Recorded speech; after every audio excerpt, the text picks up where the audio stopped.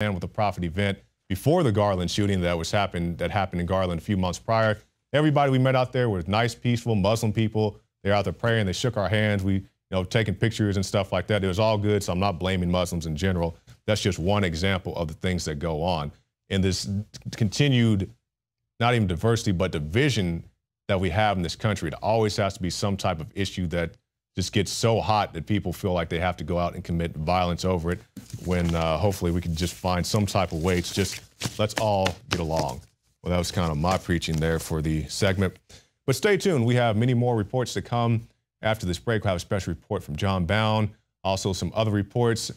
How's your gallbladder? This is something I never even thought about until they ran a report the other day talking about gallstones, kidney stones. They're actually quite nasty and something that you may want to consider getting rid of in the near future, especially if you don't have the best diet or if you drink, things along that nature. You will be disgusted by this, but disgusted in a good way that encourages you to do something. Stay tuned. This is the INFOWARS Nightly News.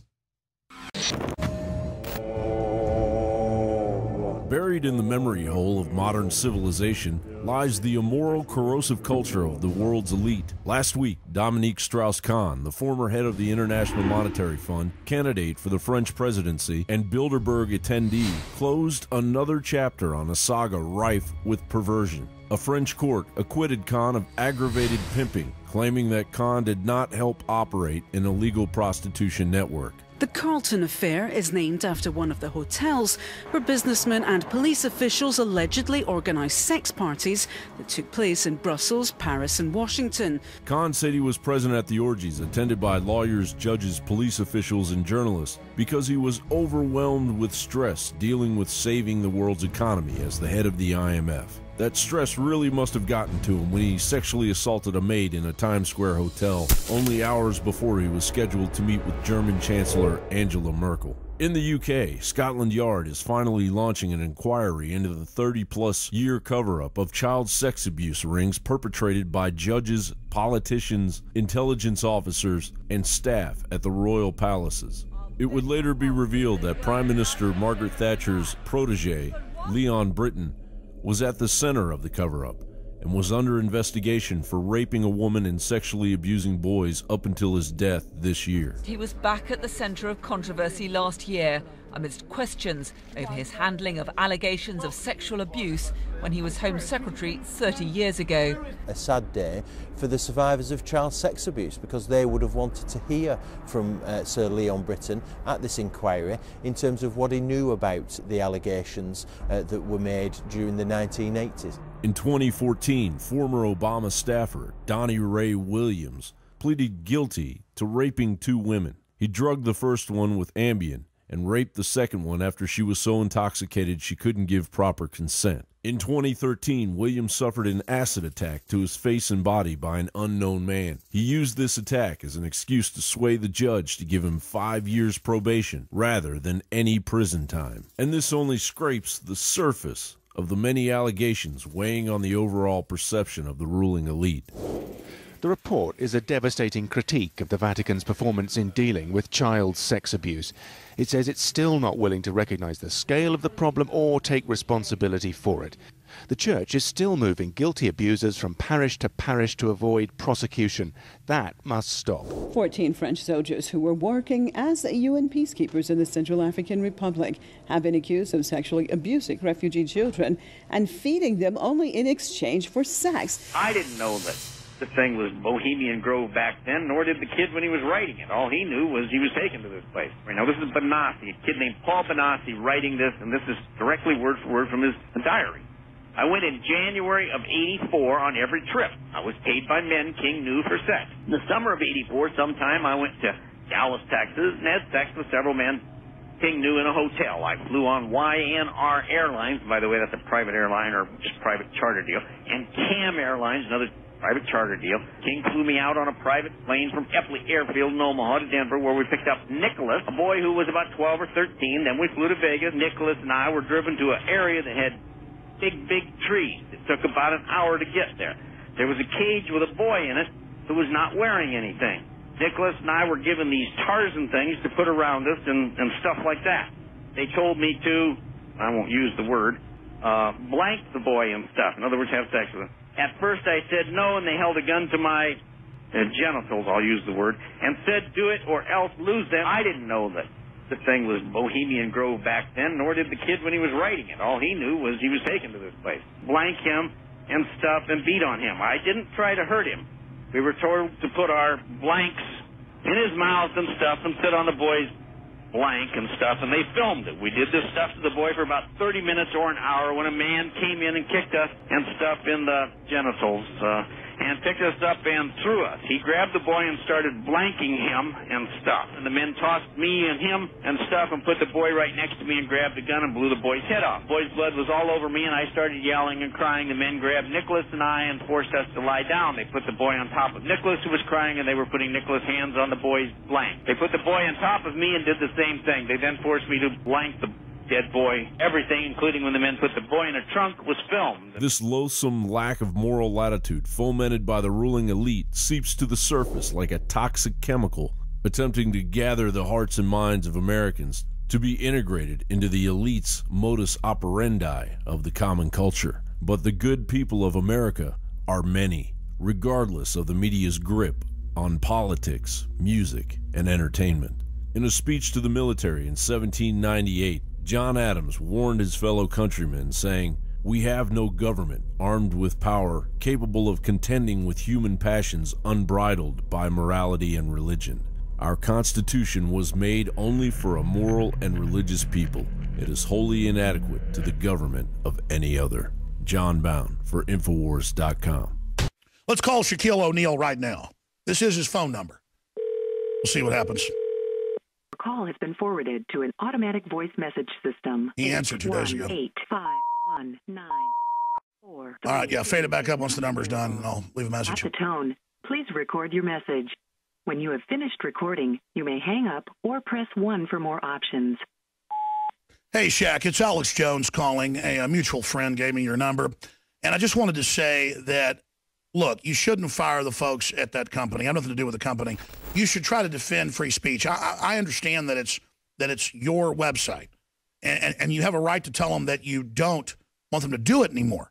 But the fact is, the majority of Americans in major polls, you can look them up, believe 9/11 was an inside job. The 28 secret pages have been partially leaked by congressmen and senators, and Saudi Arabia was behind the attacks. Our government stood down. And Shaq, being a basketball player, being narcissistic, being arrogant, that'll get you nowhere in your short life. You're probably a very unhappy person because worldliness will never fully fulfill you. You will feel fulfilled if you stand up for humanity and really do something. So please look into false flag stage terror. Please care. Please don't be a coward. And find out that Fast and Furious was staged to blame the Second Amendment. Find out that George Soros is trying to get riots against the police going. Charles Barkley, one of your colleagues who actually thinks a smart guy, has talked about that. And just realize that playing it safe with the establishment at the end of the game is not smart, because the establishment, just like Nazi Germany or Soviet Russia, is getting ready to screw everybody over. So, Mr. O'Neal, again, I'm Alex Jones. If you'd like to contact us, I'll try to call you back at a later date when we're off air and have a further discussion with you. So maybe you can come on the radio show and explain to us why you think it's disrespectful and distasteful to question 9/11. I think it's patriotic to question a government known to lie. Our own government's funding ISIS and Al-Qaeda in Syria right now, and, well, I helped expose all that with my audience, and we're not going to stop, Mr. O'Neal. In fact, we're all owed an apology by the establishment who said that we were evil for questioning 9/11. It was almost as if it were a planned implosion. It just pancaked. Well, pancaking almost like a precision implosion. It's reminiscent of those pictures we've all seen too much on television before, when a building was deliberately destroyed by well-placed dynamite to knock it down. All non-essential personnel move away from that collapse. And welcome back. A pretty heavy issue that doesn't get talked about that much is human trafficking, modern-day slavery. Now, a lot of people, when they think about slavery, they think about the people out in the fields, the cotton fields, and so forth. And it didn't end there. You have sex slavery. You have, of course, labor slavery, all types of indentured servitude, child soldiers, all types of things all over the globe. But it's not just all over the globe. It's right here in the United States of America. you have the sex workers, you have many other types of people who are forced to do things without their consent, without their will. These things are forced upon them. And how do people get into all these situations? I'm not an expert, but we have somebody who is, Govinda Tidball. All right, thank you for joining us today, Govinda. Hey, good to see you, Jakari. How are you doing? Doing very well. So tell us about your project and how you got involved with it. Okay, well, the initiative is called Human 2020. It is based off of that global pledge that was made towards the end of 2014 by all spiritual leaders in the world to see an end to human trafficking by the year 2020. And this is more of a civil society, business community initiative along that same line to see an end to what is essentially modern day slavery. And for people that have been around or been connected to this issue at all, we see that modern day slavery in its current forms is continuing to grow as a business globally. So it has continued to exponentially grow. And in order for any kind of change to happen in this particular issue, it's going to take everyday people like yourself, myself, all of us getting engaged in the issue, understanding what it is, and then knowing what each of us can do about it. So this started off just as an initiative, and it's just picking up steam everywhere. In Austin, we've got something coming up tomorrow. We were planning on maybe 1,000 people. We have 1,600 coming out. So it's picking up quickly because most people want to see an end to this problem, not just in the U.S., but also around the world. Well, let's start with that. Tell us about the initiative, the program that's going on tomorrow here in the city of Austin. A lot of people will be watching this the next day on YouTube. So it's this coming Thursday in the city of Austin, Texas. So Govinda, tell us about the program.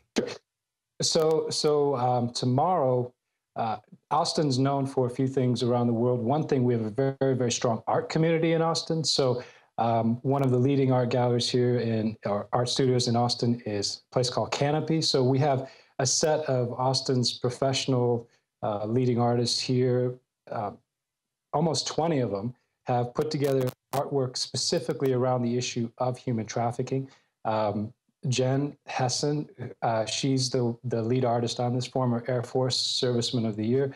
And they've just put together some great stuff. Part of it is to help people understand that, one, this issue is going on today, and also to encourage them a dialogue on it, on what each of us can do. So most people don't even know that today the global price point for a human being is $90 to $100. Wow. I mean, yeah. So it's they don't realize that there are almost 36 million people enslaved around the world today. They don't realize that it is a $150 billion a year industry that is continuing to grow at an exponential rate. That it is built on supply and demand, and the two are being connected all the time. So what we're seeing is that the nonprofit sector itself, it will never be able to fix this problem. The governments have all of their other issues. The only way that you'll ever see a change in this issue is when you and I become part of that solution. So the Human 2020 initiative is along that same lines. It's saying, okay, what can I do, even if it's in a small way, to contribute to the solution? And what can we do? What can the average person watching this video right now do to get involved? Okay, well, I'll give you a few small things. There's some things that we can do that cost no money. A very simple one that we actually started to is something called 20 on 20, where basically on the 20th of every month for 20 minutes, whatever your spiritual background may be. So if you have a spiritual background with, maybe you, whatever your faith is, spend 20 minutes on that day and just spend that time in, put that towards petitioning for the end of modern day slavery. And you can do that, whatever your faith is, whatever your background is, because you have the moral imperative on your side. And people are doing this right now. They're doing it online. They're doing it in communities. I just spoke to somebody that connected with a bunch of yoga studios, and they're going to do like meditations on once a month for 20 minutes. So it's just something very simple you can do. There's another one too where just we have some people that are associated with this as well. They do